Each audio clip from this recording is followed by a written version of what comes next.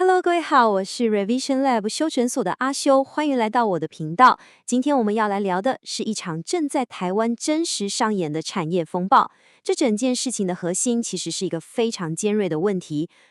为了防堵一场可能毁灭整个产业的猪瘟，我们是不是就必须得牺牲掉一个有100年历史的传统产业？这件事真的不只是一个农业政策的辩论而已，它牵涉到的层面很广，包括了食品安全、环境保护、文化传承，还有好几万人的生计问题。要理解这场风暴的严重性，我们得先从一个数字开始看，55亿。这个数字是什么概念？它是在非洲猪瘟刚爆发的时候，政府为了要稳住产业，光是短短15天的禁止运输、禁止屠宰，就砸下去的紧急补助金额55亿。光是这个数字，你就知道这场疫病的赌注真的不是开玩笑的。任何一个防疫上的破口，都可能引发1000亿等级的经济灾难。这也就是为什么后续的政策会显得这么激烈、这么强硬。不过，一个强力的政策必然会带来巨大的冲击。全面禁止用厨余养猪，虽然你从生物安全的角度来看，这当然是斩断传播链最快、最直接的方法，但这也等于是把台湾本土黑猪这个非常独特的产业直接推向了悬崖边。所以你看，这就让我们陷入了一个两难的困境，在传统、经济、环保还有防疫之间要怎么选？今天我们就要来好好的拆解这个复杂的问题。好，接下来的分析我会分成5个部分来谈。首先，我们先来搞懂非洲猪瘟这个未爆弹的威胁性到底有多大。接着来看看禁令一颁布，第一批受到冲击的受害者到底会是谁。再来，我们会深入这场风暴的核心，也就是黑猪农民们他们为了生存的这场保卫战。然后，我们当然也要听听另一方的声音，为什么有一群人坚决支持禁令？最后，我们一起来探索一下，在这场看似对立的僵局里，有没有可能找到一个大家都能接受的未来？好，我们就进入第一部分，未爆弹非洲猪瘟。你必须先理解，政府这次会用这么铁腕的政策，真的不是空穴来风，它的背后是一个足以摧毁整个台湾养猪产业的巨大威胁，这点非常重要。事情是怎么发生的？我们快速回顾一下时间线。这整起事件的引爆点是在2025年的10月，台湾爆发了第一例的非洲猪瘟。当时情况非常紧急，所以到了12月4号，行政院就火速宣布，从2027年开始要全面禁止厨余养猪。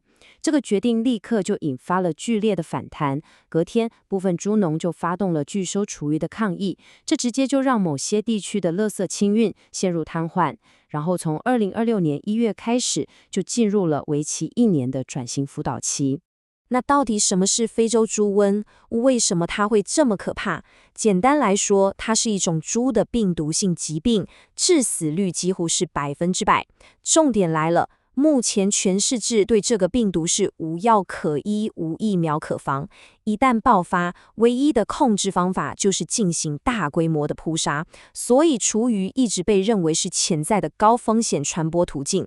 这也解释了为什么政府会采取最严格的零风险策略，就是想直接把这个风险因子给排除掉。了解了威胁有多大之后，我们来看第二部分，禁令下的第一批受害者。很多人以为受影响的只有猪农，但其实在产业链更前端的地方，已经有人因为这个政策提前陷入了生存危机。我们先来分析一组数据，这数字真的很惊人。台湾一天产生的厨余量竟然高达2115公吨。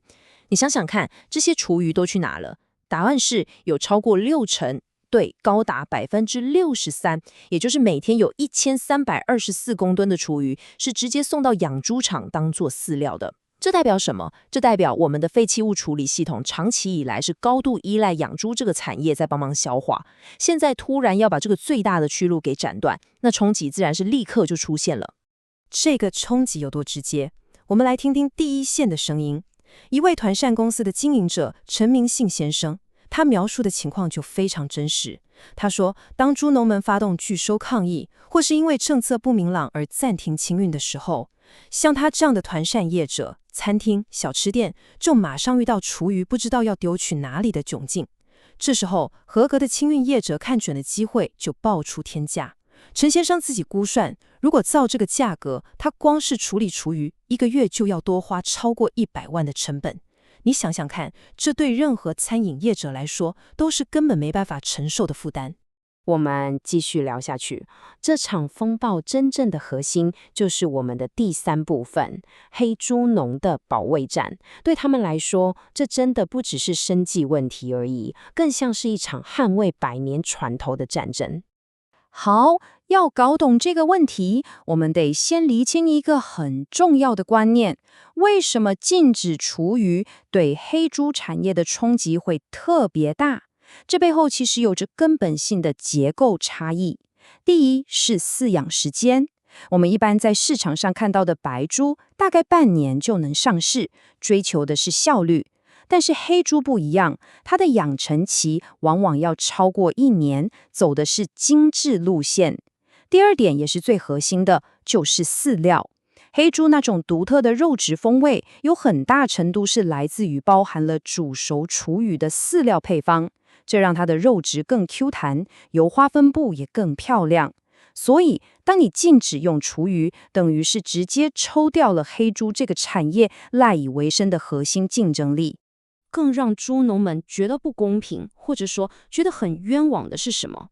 是他们并不是没有努力配合防疫，很多人在几年前才刚刚投入了几百万，甚至高达500万的资金，去盖了符合政府规定的高温蒸煮设备，还有影像监控系统，就是为了确保每桶厨余都经过90度以上、长达1小时的彻底杀菌。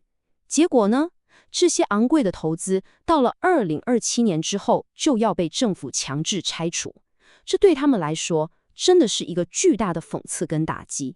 黑猪农黄正祥大哥的这一段话，我觉得点出了他们的核心坚持。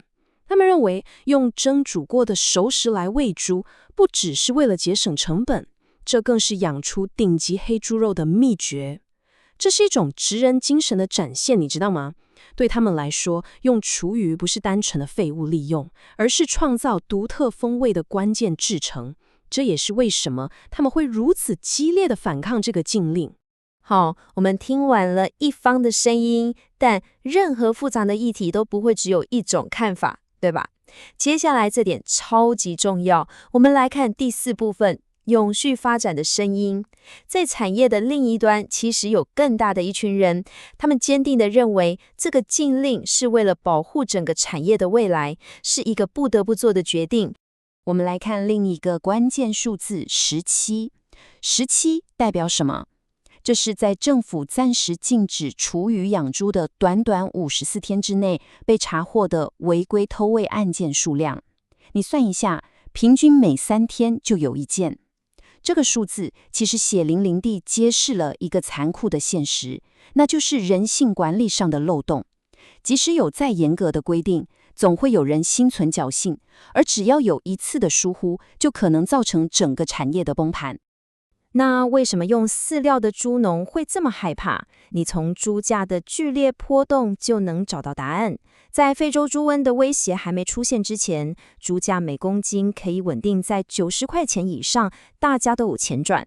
但疫情消息一传出来，市场立刻陷入恐慌，价格在短时间内就崩跌到只剩下38块，跌幅超过1半。这种毁灭性的价格波动是所有猪农的共同梦魇。对他们来说，厨余养猪就像一颗不定时炸弹，只要它还存在一天，整个产业就必须共同承担这种巨大的不确定性风险。这时候你可能会问，不是有高温蒸煮吗？为什么还不够？支持禁令的兽医师和业者，他们就提出了几个关键的盲点。首先，病毒不只存在于厨余本身，你想想，运送厨余的车辆、装厨余的桶子，甚至是操作人员的手套和衣服，都有可能沾染到病毒。就算厨余本身煮熟了，这些环节的污染风险依然存在。说到底，他们认为只要是人为操作，就永远不可能100%排除风险。简单整理一下刚刚的内容，我们看到了两方的观点，一方是为了传统与生存，另一方是为了防疫与永续。双方其实都有各自的道理，也让这个问题变得非常棘手。那么，真的没有别条路可以走了吗？这就是我们最后一部分要探讨的厨余与猪的未来。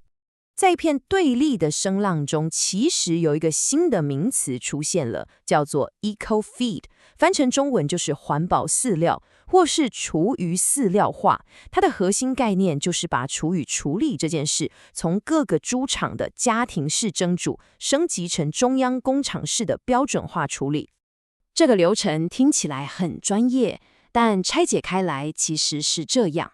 首先，由专门的工厂来集中收集厨余，接着在工厂里面用更严格、更全面的方式进行高温杀菌和加工处理。处理完之后，还会进行品质控管和安全检测，确保产品里面没有病毒残留。最后，再把这些处理过的厨余变成一种规格化的饲料原料，配送给猪农使用。这个模式理论上兼顾了废物利用、黑猪的饮食习惯，同时也大幅提高了生物安全性。除了技术面的解方，很多专家学者也从政策面提出了更完整的建议。首先，针对努力维持传统的黑猪农，政府不能只是禁止，而是要积极辅导。重点在于协助他们建立品牌，强化行销，让黑猪肉从过去的成本竞争转型为高附加价值的精品路线，这才是长久之计，对吧？再来，对于那些规模太小、生物安全条件很难升级的小型猪场，你硬要它转型，可能也不切实际。所以，提供一个优渥的离牧方案，也就是退场机制，就非常重要。这不只是给钱，更是让他们能够体面的转行，同时也降低了整个产业的系统性风险。接着，一个过去长期被忽略的防疫大漏洞必须被堵上，那就是饲养规模小于20头、依法不需要登记的家户饲养。这些猪场往往缺乏专业的防疫观念跟设备，却是病毒传播的潜在破口，这部分必须要严格拿管。最后，对于有能力也有意愿转型的猪农，政府的补助措施必须要更强化、更到位。转用饲料意味着成本大幅上升，如果没有足够的诱因跟支持，很难期待猪农们会心甘情愿地跟随政策。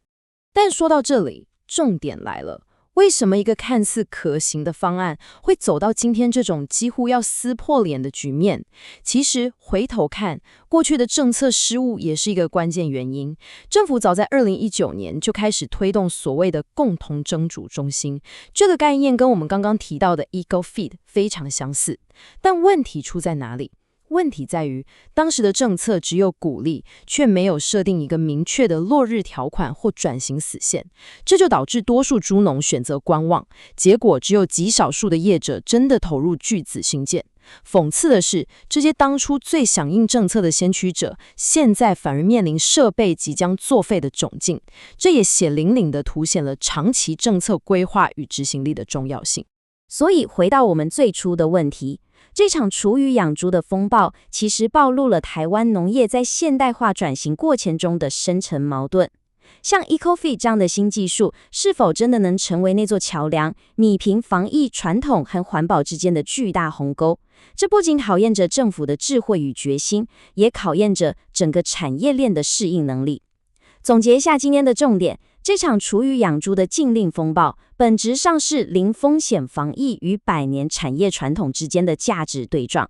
我们看到了防疫背后巨大的经济压力，也听见了黑猪农为了生存与记忆的呐喊。双方看似对立，但未来的出路或许就在于结合科技创新，像是我们提到的 eco-feed， 以及更细致、更具远见的配套政策，找到一条兼顾生物安全、文化传承与环境永续的三赢之路。今天的内容就到这边，如果你觉得这集有帮助，记得马上点赞、订阅加开启小铃铛，我们正在重订阅，需要你的支持。我是阿修，我们下次见，拜拜。